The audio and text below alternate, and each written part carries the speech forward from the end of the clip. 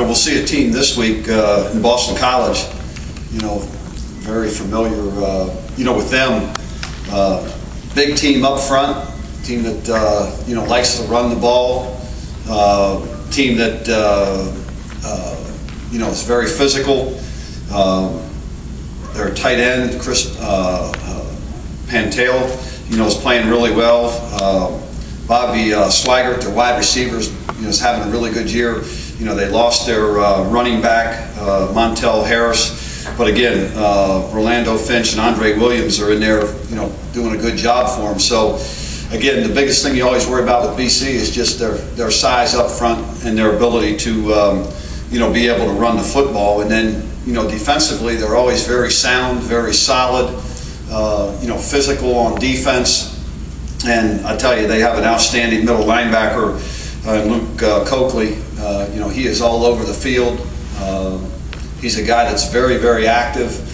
Like I said, very, very impressed watching him on film. And then Kevin Pierre-Louis, know a lot about him. Tried to recruit him when I was at Connecticut, and he's playing extremely well, for them.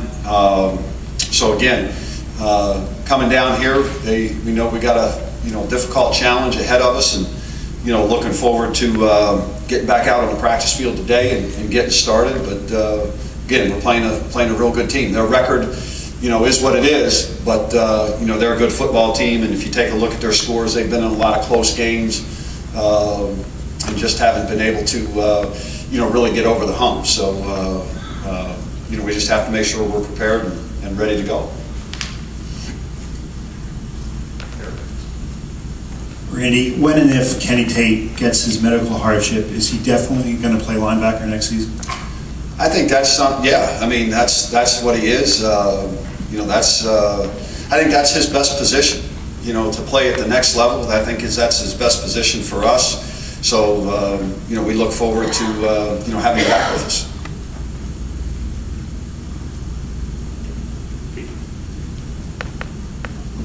Coach, do you know yet when Kenny's surgery is going to take place, and do you see some of his early season struggles as attributable to being injured? Right now, that surgery is scheduled for later this week, but it's still not definite, but it is scheduled for later this week. And again, he was a young man who I think did have some struggles, and yes, I think the injury was a major part of that. Coach, third down conversions, Maryland 8th in the ACC, and moving the chains, last in the league and getting off the field. What have been kind of some of the stumbling blocks for you guys? Just a lack of consistency. There's times when we played very, very well in both phases, offensively and defensively. We're just not consistent enough with either side of the ball, either phase, and those are the things that we work on every week. Wednesday is our third down day, and do a lot on those that day in terms of trying to convert on offense and trying to stop them. And we just have to keep working and keep getting better. Coach, a lot of injuries for this team. Obviously, next man up mentality, but is there any bright side in that you're playing a lot of freshmen and at least they're getting experience? Well, we're getting a lot of people are getting experience, and you just hope that that guys can just keep going in and just keep playing and keep battling. As I said, after the game, this team is working hard. They're working hard. They're giving effort. And again, I think you see that from the standpoint of other than one game, we've been into the fourth quarter, with the ability to win games, and we just gotta, get over the hump. And but the effort is there, and they're doing the things that we're asking them to do. Randy, just to follow up a little bit, is it tough to keep the team's confidence up when you're going through the injuries and some of the tough times you've had, and what as a coaching staff do you guys try and do that? Well, I thought we've gone out and practiced, and there's been enthusiasm in practice, so I don't sense any where guys are down, they're just trying to get better. And what we're trying to do is just, hey, the only way, when adversity strikes and you don't win as much as you would like to win, there's really only two things that you can do.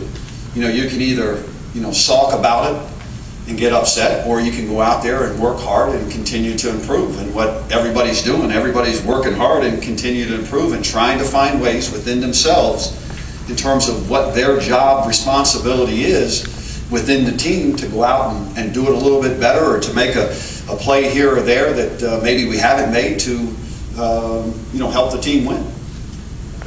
Coach, having seen a half season of tape on Joe Villano, what can you say about his play? How impressed are you? Did you expect him to be this good based on what you've seen last year or on the tape last year? And what can you say about him as a person for this team? Well, when you watch Joe on film, you always saw a guy that played extremely hard, and I think Joe's taken his game even to a higher level. I think that he's improved this year, and I think he's really, understanding even more. Not that he didn't before, but just the technique, of playing defensive line, and he's doing a good job. And I mean, that's why he's a captain. That's why I named him a captain, because of that work ethic, because of the way he plays the game. But again, I think there's still better days ahead, for Joe. I don't think Joe has reached his full potential yet.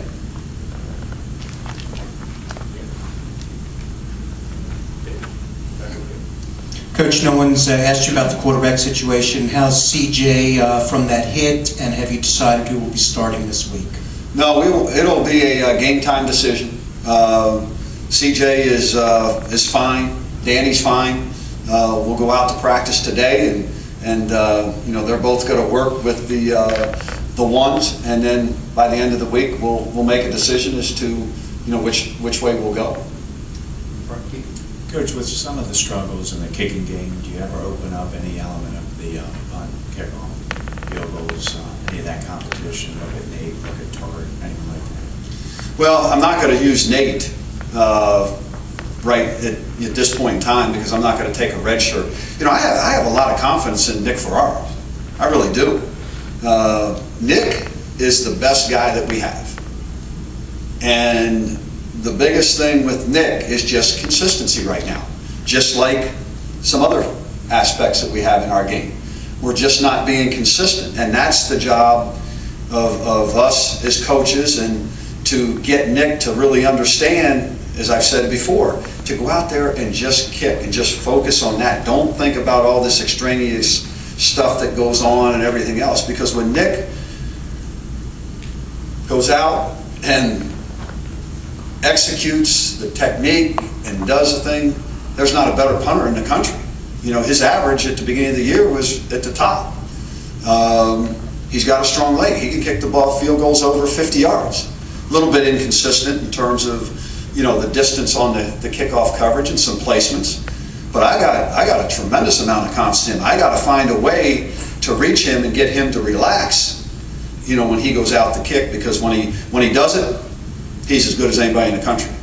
But when he doesn't, then it's frustrating to me and to Nick as well.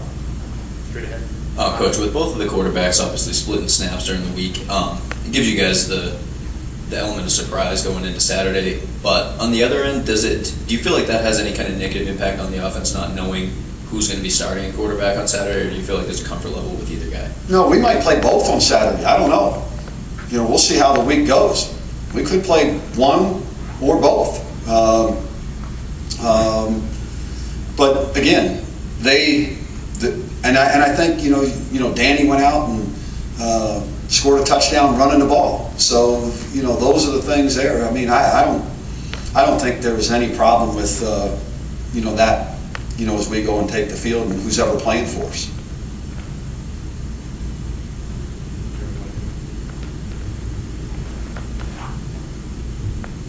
Coach, we'll talk about your coordinators. When you hired Gary Croton, what was your thinking? I mean, what were the initial meetings with him like? I mean, about what this offense was going to look like, and how would you evaluate the offensive scheme this year so far? I like our scheme. I like what we're doing. and it's only going to get better. And again, I think the biggest thing is that there's just been inconsistency. I mean, take a look at you take a look at the Miami game, you take a look at the Clemson, you take a look at the second half of West Virginia. You see progress. That's the thing.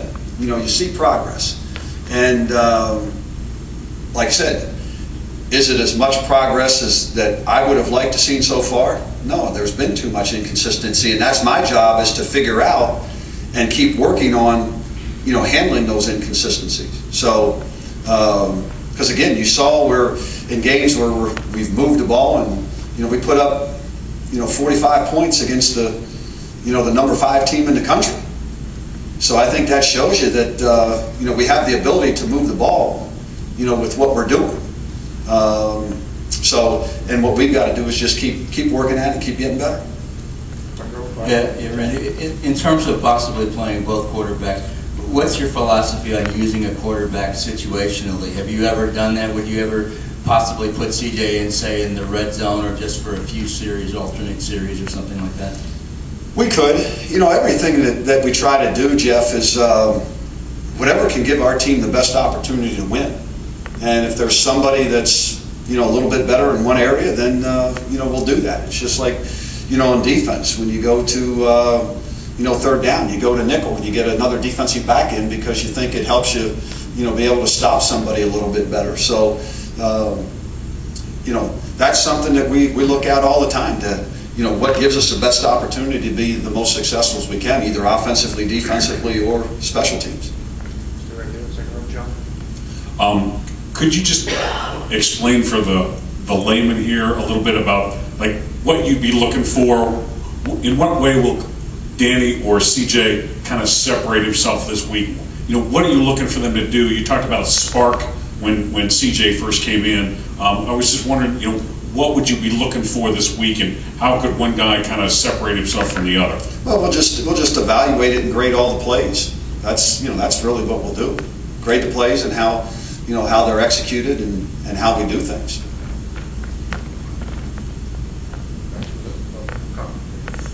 Are you looking for one of them to establish themselves as the starter from here on out, or do you expect this kind of to continue with the week-to-week battles? That will depend on them. That'll be up to them to determine that.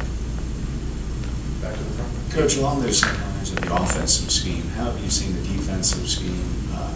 You all adapt to it, and what kind of growth do you see there in progress?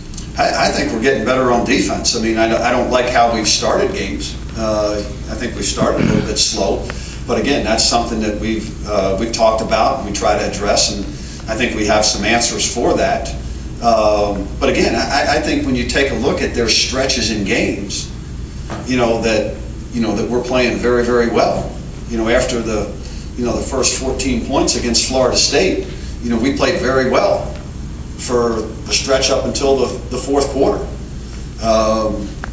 And you take a look at some other games, we've done the same thing. So, we've just got to get, like I said, more consistent, and we've just got to get to be able to make more plays in some of the situations that's not allowing us to, get off the field sooner on defense.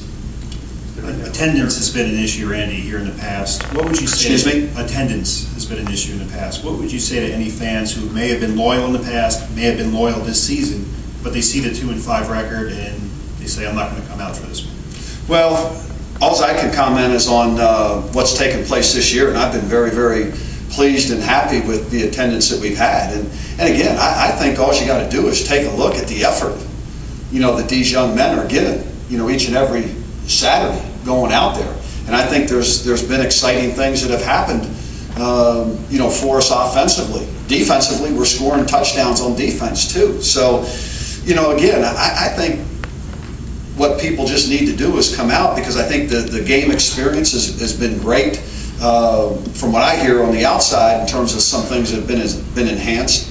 But again, these kids are going out there and giving everything that they can for Maryland and for the people of the state of Maryland.